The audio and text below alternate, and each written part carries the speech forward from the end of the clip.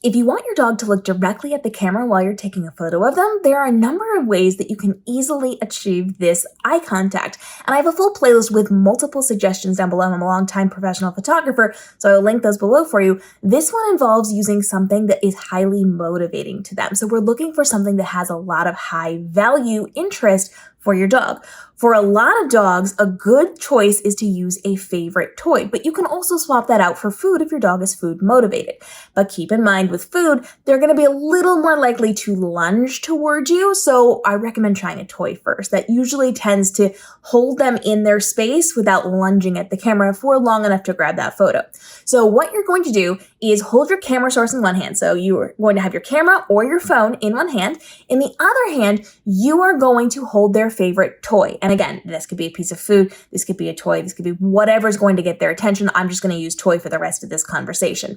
So for Lucy, she's obsessed with her rubber ball. She would go and play night and day outside with that rubber ball if I let her. And so to get Lucy's attention, all I have to do is pick up her rubber ball and hold it near my camera source. Now, where you hold that around your camera source will dictate where their eyes are going to fall. So if you have it above the camera, you can see here, Lucy's looking just a little bit above the camera. I had it above my camera source, but I can also put it to the side, so it will kind of look like she's looking at the camera, maybe off to the side a little bit. If I hold it out far away, now I've got that beautiful side profile of her, and I can move this around to all the sides, above, below, all of those spaces, so that I can get variations of that eye contact. And if I have it directly behind my phone or my camera peeking out just a tiny bit on the edge, that's going to keep their focus right on that lens source. So that means you can decide where your dog is going to be looking for these photos.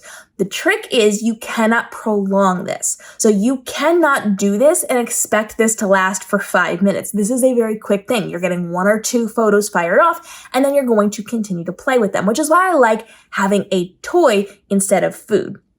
If you have a toy, you can throw it, they can go chase it, they can bring it back to you, and you can do it again. If you're doing this with food, now you have a lot of food that they are eating while you're taking these photos, so you may want to use pieces of their dog food so that you are taking part of their dinner to do this instead of giving them the extra calories.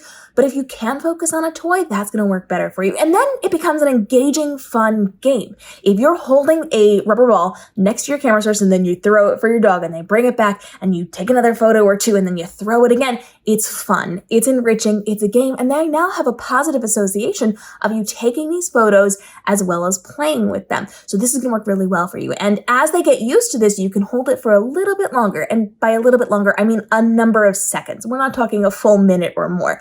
A couple of seconds at a time, and then just go back and forth between playing and taking your photos. But it's very easy to get that attention and to direct it. Whereas some of the other methods I've taught you are that quick, have to get the photo right now, but you'll only get one chance to do it type of methodologies. So there are lots of ways that you can do this, and then you have the ability to test it out and move it around in different ways to see what's going to work best for your dog. Like I said, some dogs will lunge at the camera if they're really intent on getting whatever it is that you're holding. So be mindful of what you're choosing. Sometimes you have to make sure you're playing a little bit extra so that they aren't jumping at you because they're so excited to see their toy ball, or they're so excited to see that toy duck, or they're so excited to see the snack in your hands. Make sure you set them back and you put them into a position. If they're standing and they're going to stand there for a few seconds, great. But if your dog is one that doesn't really stand still, have them sit. Then let them see that you got the toy, get that photo, toss it for them, and let them engage. You know your dog. You know what's going to be the least dramatic way of doing this. So operate under that. You do not want them jumping at you, knocking you over. Heaven forbid they scratch your lens. So you want to make sure you are doing this in small increments. You're trying to keep a little bit of a distance between you and your dog, just so if they do come towards you, you've got a second to manage yourself. But you want to make sure that you are practicing this.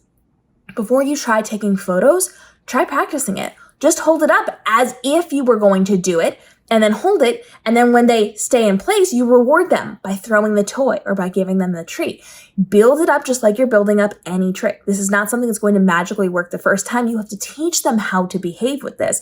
And so if you just have it in your hands so they can see that your device there, your phone or your camera, and then you're doing the rest of it, then you can build in holding off while you are taking those photos and while you are doing all of those other things to get the content that you're going to need. But it is a process and you have to build it up. Now, like I said, there are lots of other ways to do this, especially if you have something that you need to handle in the moment. If you see the perfect photo and if you do anything or you move at all, you're going to lose it. I have a great solution that has worked wonders for me as a professional photographer of both dogs and animals and of small children or children that are a little bit older. It's magnificent.